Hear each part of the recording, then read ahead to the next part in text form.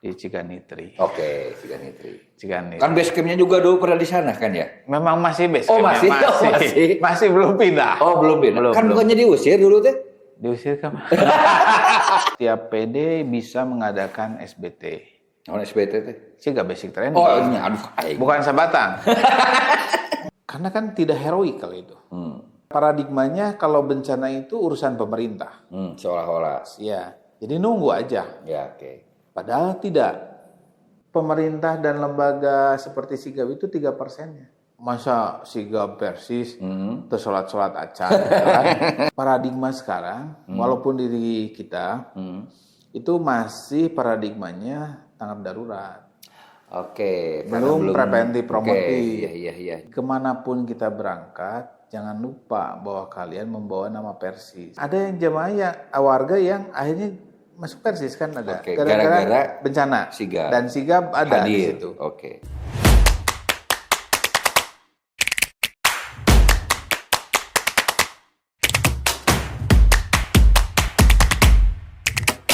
Assalamualaikum warahmatullahi wabarakatuh. Iwatu Iman, dimanapun Anda berada. Podcast Persatuan Islam kali ini, alhamdulillah, ada sosok yang kalau sudah masuk ke pelosok-pelosok sudah tidak birek lagi.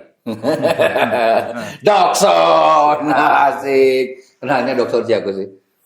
Dokson, Dokter Sony. Gitu.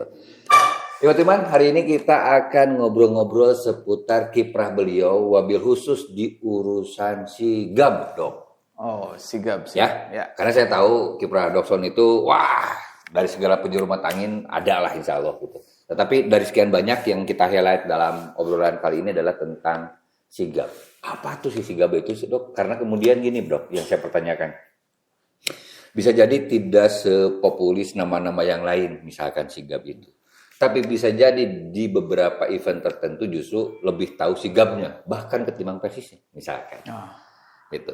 Artinya kenapa? Ketika dihubung-hubungkan dengan Persatuan Islam, misalkan, mereka kebanyakan taunya ya Persis mah nggak jauh di urusan dakwah, tarbiyah, selesai gitu. Tapi ketika muncul dalam tindakan Sigap, misalkan yang sejatinya bagian dari pergerakan Persatuan Islam, orang seolah-olah sebagian orang merasa, masa sih iya gitu? Nah, ceritain dong, Dok. Sigap itu apa, mengapa, bagaimana borojonya gitu, Dok? Sigap ya. Sigap itu singkatan dari siaga bencana. Oke, singkatannya Ya, siaga bencana. Oke. Sigap adalah siaga bencana. Oke. Itu berawal ketika gempa Jogja. Tahun berapa itu, Dok? 2006 Oke. sebelumnya. Berarti lahirnya di 2006. Di 2006. Lahir di 2006. Sebagai zaman respon Ustaz Sidik. Oh, pada masa sesi kami. Ya.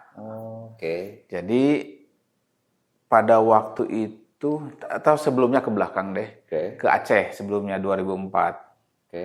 Tsunami. Tsunami Aceh. Itu kan banyak relawan-relawan kita yang tergabung dengan lembaga-lembaga yang lain. Oke.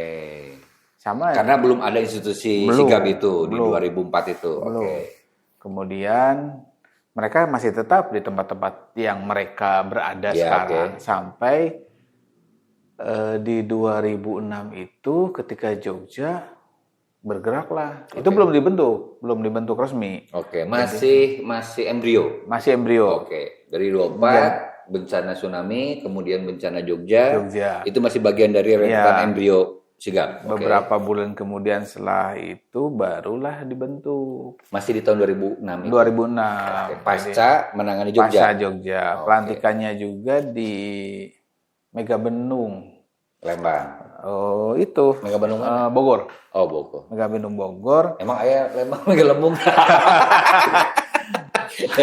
Yang uniknya pelantikan itu mereka 2 hari dilatih dari. Nah, sampai kemudian dilantik sama Ustaz Sidik Amin. Inisiasi siapa dan bagaimana perjalanan organisasi itu semua? Inisiasinya dari Allahyarham Pak Haji Suwardi. Oh, itu. Jakarta. Oke. Beliau ketua PMI Jakarta kan. Oke. Nah, dilatihlah sama yang PMI Jakarta anak-anak ini di Mega Bendung. Mega Bendung juga tempat pelatihannya PMI. Oke. Saat itu yang tergabung berapa orang yang Generasi awal sigap di 2006 itu. Berapa ya? Nyampe 100 orang? Enggak lah. Enggak. Oke.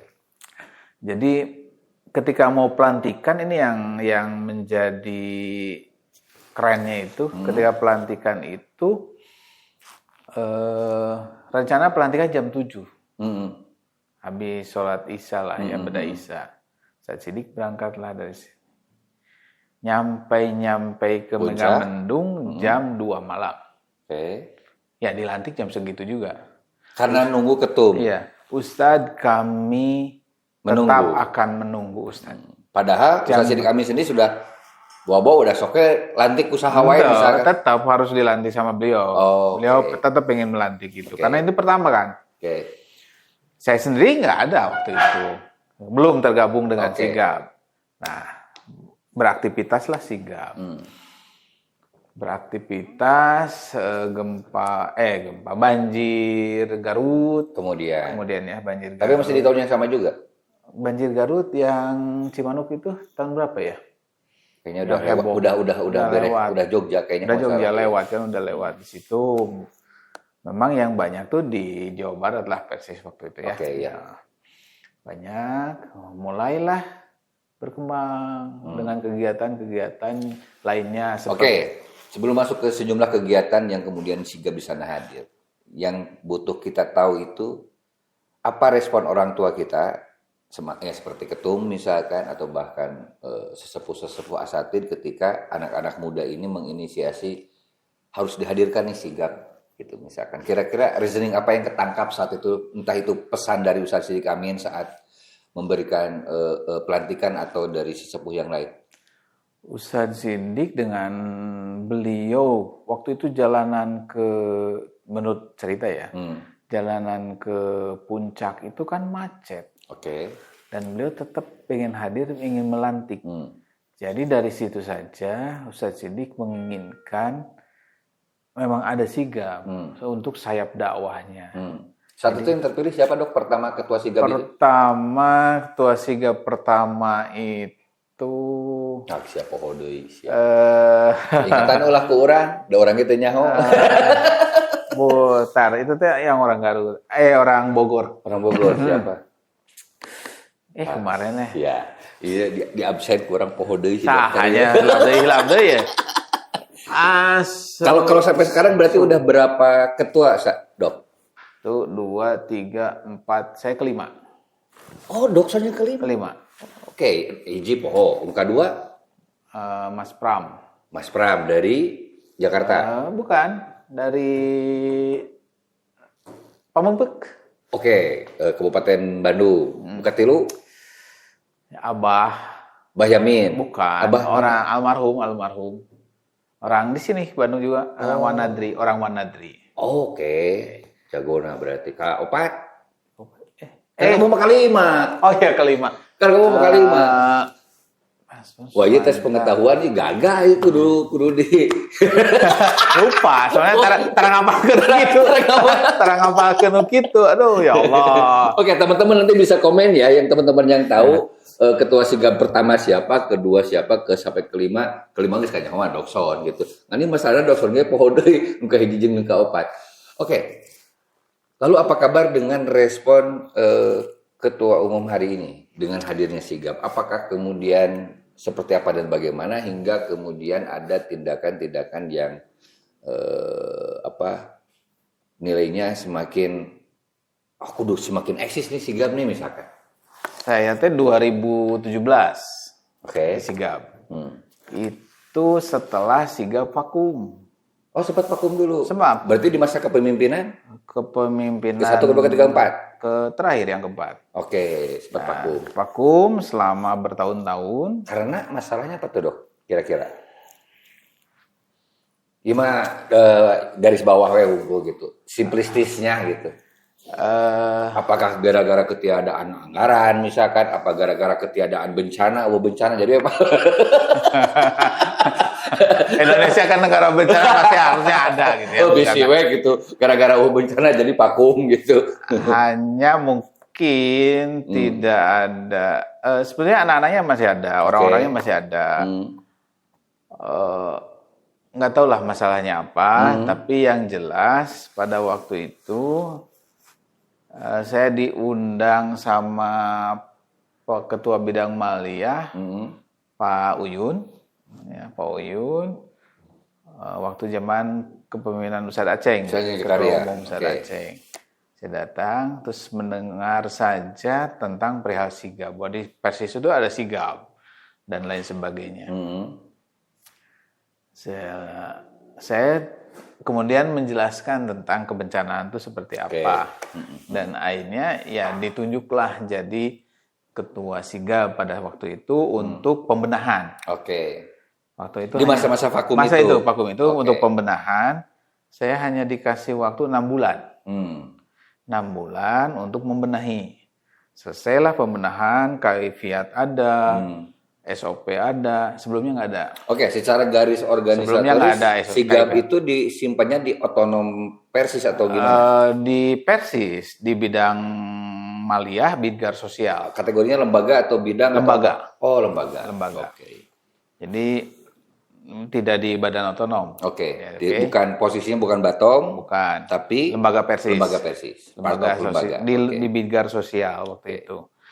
Nah, saya diminta untuk membenahi, keluarlah kaifiat sigap waktu itu karena sebelumnya tidak ada. Saat itu yang bergabung untuk merumuskan kaifiat sigap, ADART atau apapun itu berapa jumlah orang?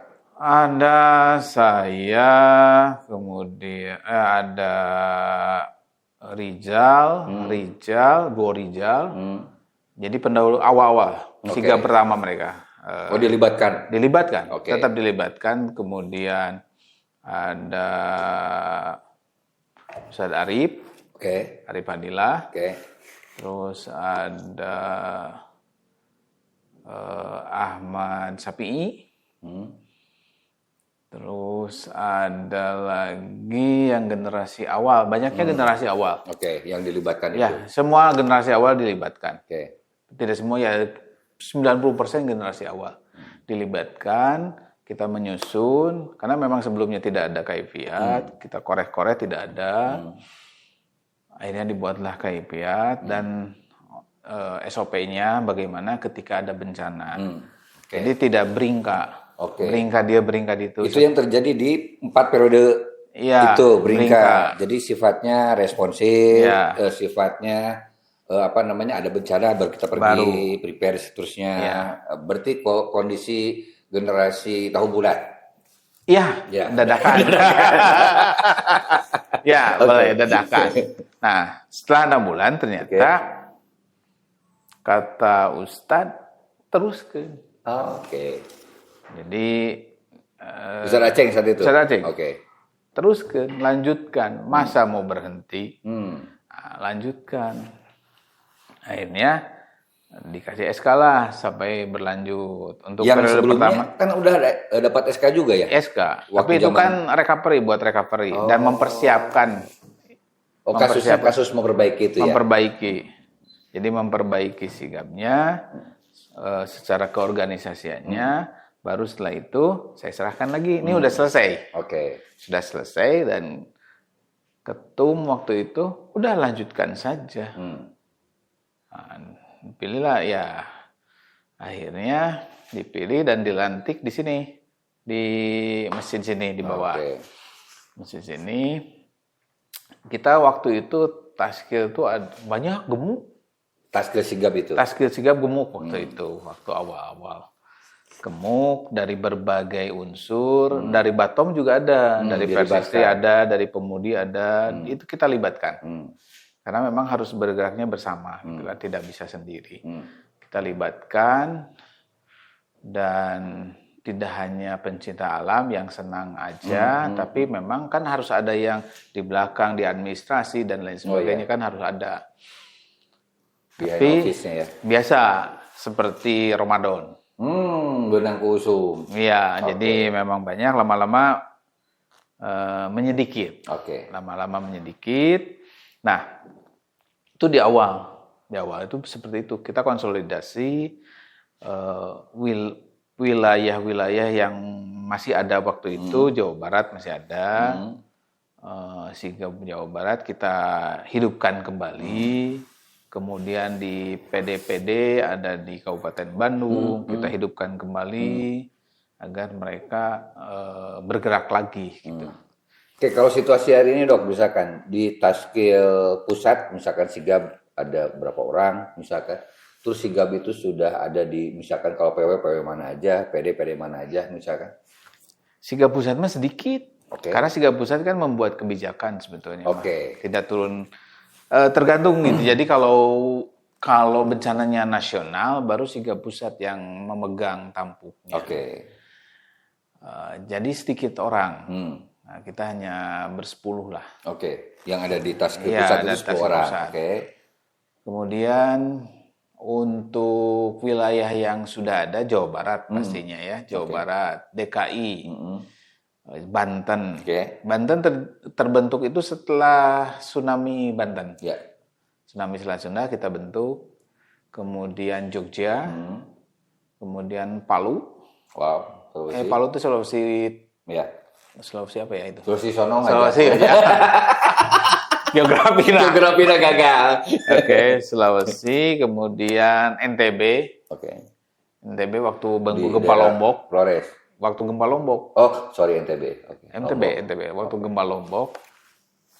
Tapi antara Sulawesi dan Lombok itu anggotanya itu juga. Ya, cuma berapa orang lah. Ya, itu ya karena memang segitu daerahnya gitu ya. Terus untuk kordanya, PD-PD itu lumayan banyak. Kabupaten Bandung, Kota Bandung, Kota Tasikmalaya, Kabupaten Tasikmalaya, Kota Garut, Sukabumi, Purwakarta, KBB, udah ada.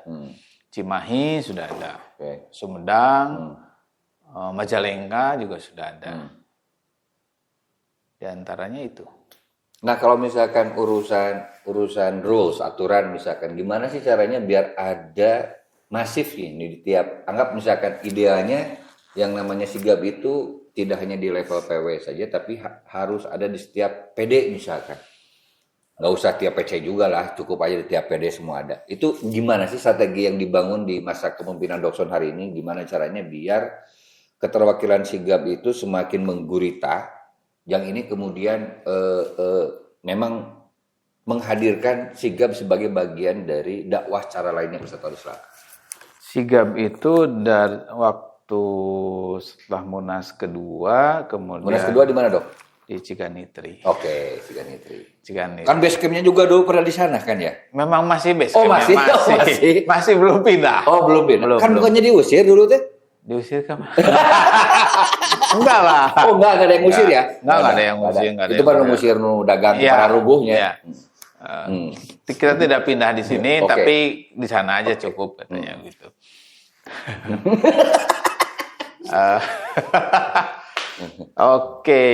Tadi itu apa ya? Nguruk balong. Ya. Jadi Sigap itu sebetulnya bisa dibentuk sampai tingkat PC. Bisa sampai tingkat PC? Bisa tingkat PC. Jadi tingkat PC ada Korcap. Korcap pertama itu Tanjung Sari. Sumedang. Ya, Sumedang, Tanjung Sari. Korcap pertama. Itu ikut pelatihan waktu Korda Sumedang mengadakan SBT, Sigap Basic Training. Nah sekarang langsung aja di teknisnya, kira-kira kalau setiap PD pengen ada Sigap di daerahnya atau setiap PC pengen ada Sigap, itu rules-nya apa, Dok? Minimal ada yang sudah pernah mengikuti Sigap Basic Training. Nah, Diksar lah kalau kata orang. Basic Training Sigap. Itu dilakukan di program Sigapnya juga setahun berapa kali biasanya? Jadi kalau dulu setahun sekali. Dulu setahun sekali. Kemudian setelah beberapa lama kita mengambil kebijakan bahwa setiap PD bisa mengadakan SBT. SBT itu? Sigap Basic Training. Bukan Sabatang. Ingat eta soalnya asum di dia. Bukan Sabatang. Sigap Basic Training. Setahun sekali. Ya, setahun sekali, tapi kan tetap saja kumaha dana dan kumaha kesempatan waktu juga. Oke. Tidak setahun sekali.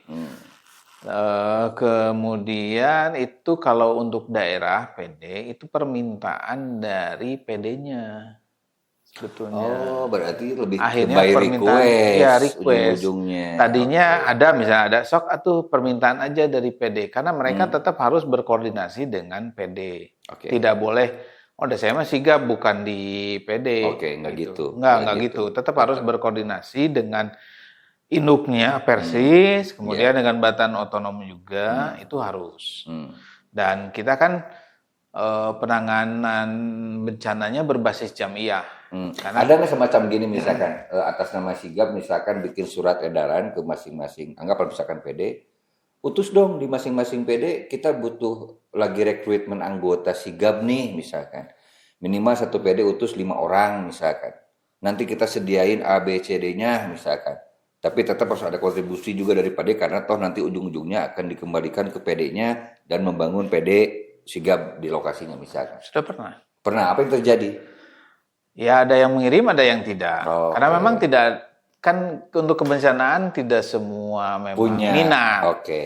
Jadi tetap saja orang-orang yang berminat, yang punya jiwa sosial yang tinggi, ini yang mau gitu. Oke. Karena kan riuh, aduh di tempat bencana harus siap kalau berangkat kapan kumaha saja. pemajikan, Iya. kumaha budak. Jadi banyak. Jadi Mang mana boga pemajikan tuh. kita juga tidak menyalahkan Asal itu, begitunya, tidak oke. menyalahkan Iya, itu. iya, Jadi iya. oh ya udah segini ya udah. Kita latih saja segini gitu.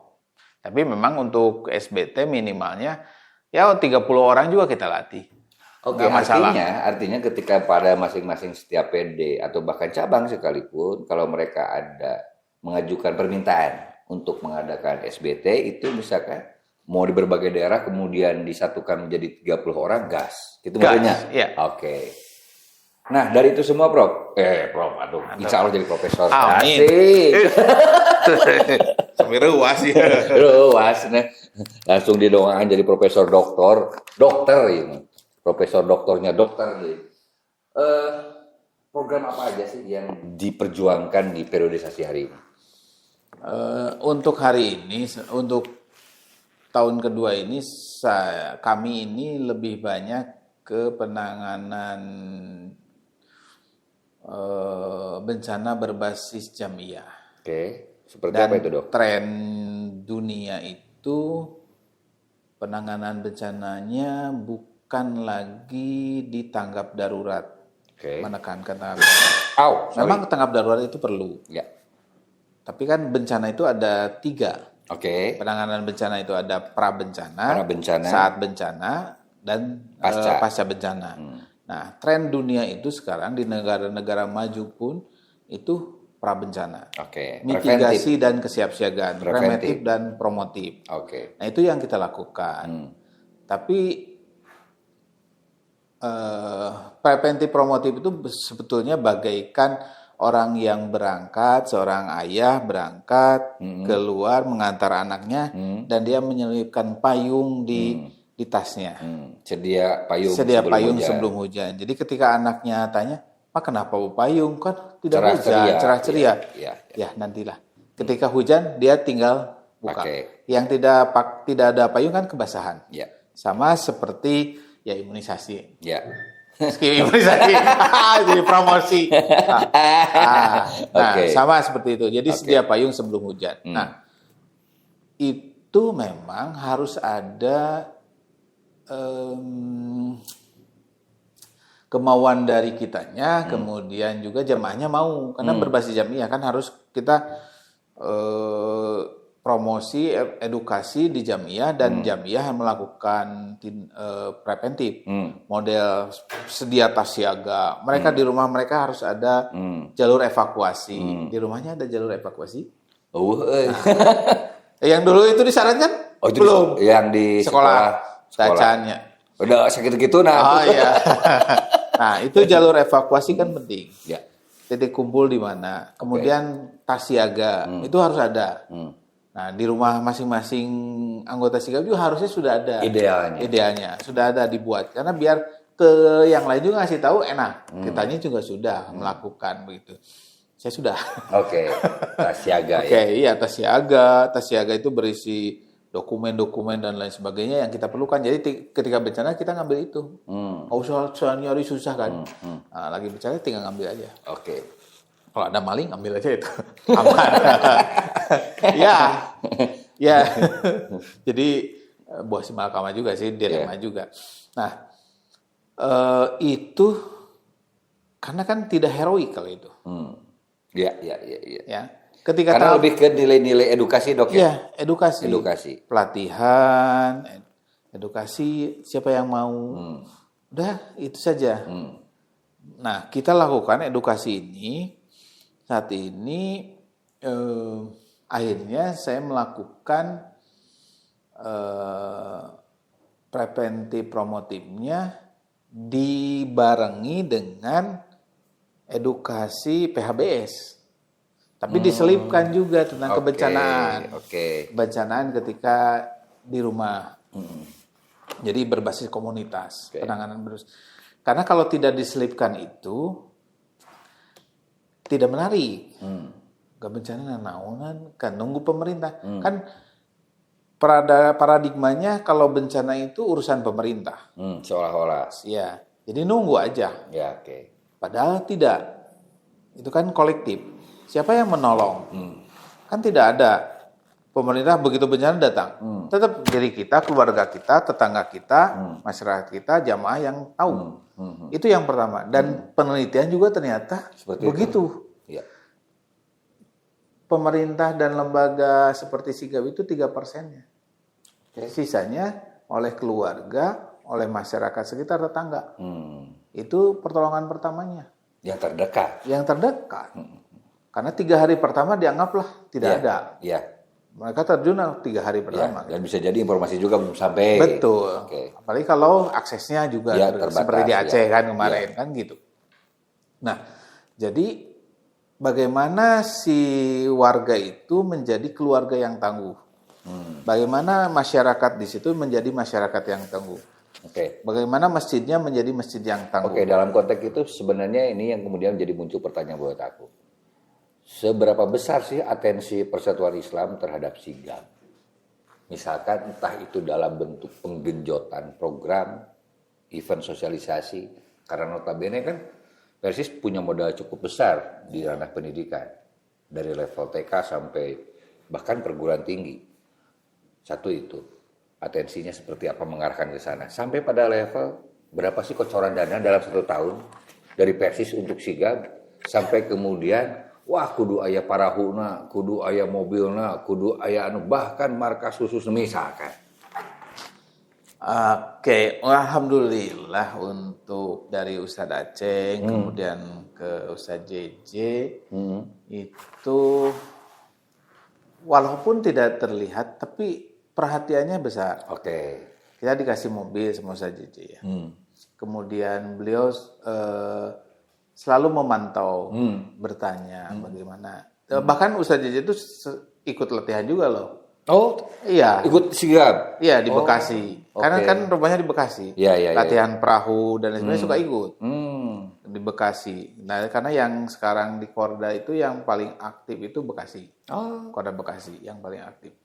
Untuk latihan, mitigasi, kemudian sosialisasi, mereka pembinaan akhlaknya juga. Karena kan malu masa Sigap Persis terus sholat acan kan nggak boleh begitu kan, tetap harus. Nah, jadi perhatian dari ketum maupun dari yang sebelumnya maupun yang sekarang itu sangat besar dengan perkembangan Sigap, dan mereka juga khawatir kalau kok Sigapnya masih begini-begini aja sampai sekarang gitu ya. Jadi harus dipush gitu. Dengan kegiatan-kegiatan untuk kemarin juga di Muktamar kan masuk program pembinaan Sigap, tapi bukan Sigap, santri siaga untuk di pesantren. Nanti menunjang untuk ke Sigap nantinya. Jadi bikin semacam underbow program Ya. yang nanti ini muaranya ke Sigap. Sigap. Oh, oke. Jadi ada santri siaga untuk di sekolah-sekolah, di pesantren yang di kita. Jadi itu masuk di muktamar. Itu sudah teraplikasikan di pesantren mana tuh dok yang santri siaga itu? Santri siaga kalau seluruh Tasik, kota Tasik itu sudah. Udah ada. Oh. Garut sebagian. Kota Tasik, Garut, Bandung yang dulu Bandung tuh dari awal dari zaman Ustadz Sidik. Itu sudah ada dari Ketapang. Oke. Terus pesantren Ketapang, pesantren 60 ya kalau nggak salah. Kemudian pesantren Banjaran. Oke. 31 ya. 31 31 ya. 31 kayaknya. 31. Kecuali dirubah lagi Iya. nomornya. 31. Nah, itu yang dulu awal-awal dari zaman Ustadz Sidik sampai Santri sekarang siaga santri ada. siaga, walaupun di Banjaran itu namanya Sunset. Zaman dulu Sunset, santri sehat. Oh. Tapi sekarang kadang Sunset, kadang PMR. Oh. Karena mereka juga anggota PMR juga dan orang-orangnya itu juga. Oke. Jadi posisinya belum sepenuhnya ajak secara identitas juga ya sebenarnya. Ya. Artinya hari ini misalkan dibutuhkan penguatan identitas-identitas itu yang sifatnya sistemik. Ya. Nah, yang berat dalam program-program yang dicanangkan di Sigap yang hingga hari ini misalkan di fase periodisasi hari ini yang susah pisan misalkan tantangannya ABCD apa sih dok? Ada nggak sih? Tantangannya, jadi semua relawan ketika ada bencana pasti ingin berangkat. Oke. Nah, Naluriahnya seperti itu. Ya, pasti semuanya ingin berangkat. Oke. Tapi kita kan harus mengerem. Mana yang harus berangkat, mana yang tidak. Itu sebetulnya yang peran itu yang agak Pos-pos sulit. itu. Pos itu yang bikin sulit. pos-pos itu ya. Oke. Dan kita juga kalau ada yang berangkat kan minimal dia meninggalkan keluarga. Iya, betul. Tentu tidak boleh diabaikan itu. Nah, jadi yang sulit itu mengatur. Karena ini Mengorkestrasi itu. Iya, karena wah. Aing yang ini, tayang Iya. ini. Oke. Bahkan ada yang tidak peduli berangkat aja, gitu Oke. kan. Oke. Nah, itu ya memang jiwa mereka ya seperti itu. Dan paradigma sekarang, walaupun diri kita itu masih paradigmanya tanggap darurat. Oke, karena Belum preventif promotif. Oke, iya. Jadi yang 3 tahapan yang tadi disampaikan Pak Dokson itu dari mulai preventif sampai kemudian hari H-nya, misalkan sampai pasca itu belum sepenuhnya termanage dengan baik. Belum Sepenuhnya terorganisasi dengan baik. Oke, terakhir Dok. Tidak menarik mitigasi. Ya, karena tadi bahasanya Iya. tidak heroik. Penyakitnya tidak heroik. Kalau ngomongin before sama after itu tidak heroik. Tidak heroik. Yang heroik itu in time. Ya. Dok, bagaimana kemudian dokter dengan sigapnya itu menerjemahkan dakwah transformasi melalui sigapnya? Gimana explanation-nya itu semua? Jadi dari awal sebetulnya kita diamanahi sigap, di Persis. Jadi kemanapun kita berangkat, jangan lupa bahwa kalian membawa nama Persis. Oke. Itu sebetulnya yang kunci pertama itu, bahwa kita membawa nama Persis dimanapun. Jadi ketika kita ada tempat bencana, ya pelaksanakan sholat dan lain sebagainya itu harus. Ya. Karena itu juga jadi nilai nilai dakwah. Ya. Kadang kita kan jamaah kosor ya. Ya. Dan kok ringkes banget bisa. Oke. Dan akhirnya relawan yang lain ikutan. Oke. Yang tadinya hanya berjamaah cuma anggota kita saja, Ya. akhirnya jadi banyak. Mereka mengikuti. Ada yang memang tidak jadi anggota Persis, tapi mereka mengikuti. Oke. Nah, ada juga yang mereka ada yang jamaah warga yang akhirnya masuk Persis kan ada. Oke, Gara-gara gara-gara bencana. sigap. Dan sigap ada di Hadir. situ. Oke. Di Banten contohnya kan Oke. gitu. Ada orang luar juga yang ingin disigap, padahal bukan anggota Persis. Oke. Tapi ingin dilatih sigap. Oke. Ya nggak masalah, kita latih saja. mudah-mudahan nanti tertular juga. Tuh. Kemudian ada juga perilaku-perilaku kita yang ya itu ketika sholat kita berhenti. Apapun pakaian kita, kita lakukan sholat. Kenapa kan itu kotor gitu. Ya masa kita di tempat bencana mau ganti pakaian gitu ya. Maksudnya pada waktu itu. Jadi ya kita sholat saja dengan apa? Kok bisa? Nah, Buraileh menerangkan. Iya, menjelaskan. Satu lagi yang unik adalah ketika di Lombok misalnya, gempa Lombok Utara. Waktu rapat dengan untuk komando senternya. Ini ada warga yang ingin keluarganya dimandikan karena meninggal. Ingin dimandikan jenazah. Ada yang bisa nggak yang memandikan jenazah? Nggak ada yang berani memandikan jenazah. Terus saya bilang Sigap bisa, Sigap Persis bisa. Oh berapa anggotanya?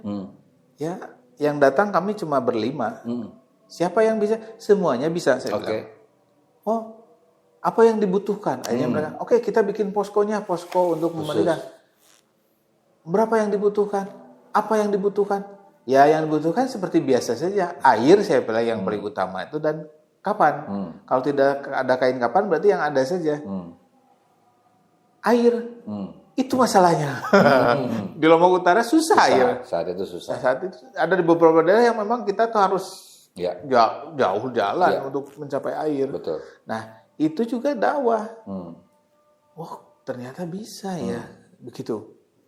Jadi nilai-nilai kebijakan Persis ini bahwa kita berangkat kemanapun, bahwa kita pakai baju Persis.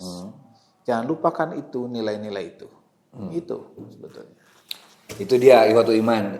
Kenapa kemudian Persis melalui sigapnya hadir kapanpun dan dimanapun. Dan yang paling penting bukan hanya sekadar urusan saat bencana terjadi. Tapi hari ini melalui transformasi dakwah Persatuan Islam justru tidak hanya sekadar di hari haknya kejadian. Tapi berusaha semampu mungkin, sekuat mungkin di program-programnya adalah menghadirkan sigap di ranah nilai-nilai preventif dan satu lagi apa? Promotif. Artinya ini juga yang harus diserap oleh Ikhwatul Iman. Sigap sangat terbuka jika ada undangan, ada permintaan entah itu dari tingkat PD, PC atau bahkan di level pesantren untuk misalkan membangun regenerasi generasi, kita semakin peka terhadap urusan bencana. Karena urusan bencana tidak hanya melulu urusan bencana alam. Karena yang paling sulit adalah ketika berhadapan dengan bencana manusianya itu sendiri. Oke, Bebe, aku Ami dan Sony Ramdhani di podcast Persatuan Islam. Hatur nuhun, wassalamualaikum warahmatullahi wabarakatuh.